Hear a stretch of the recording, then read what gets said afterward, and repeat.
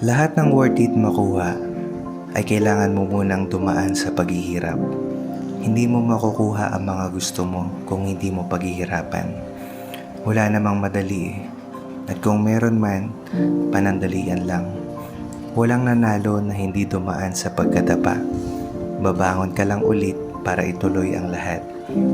Lagi mong tatandaan na sa mundong to, lahat ng madaling makuha ay madali din mawala.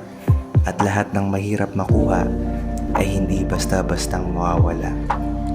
Kaya pag ikaw ay nadapa, bumangon ka lang ulit at ituloy ang lahat. Ituloy mo lang, huwag kang matakot na subukan. Dahil mas nakakapanghinayang ang salitang, sana pala hindi ko sinukuan.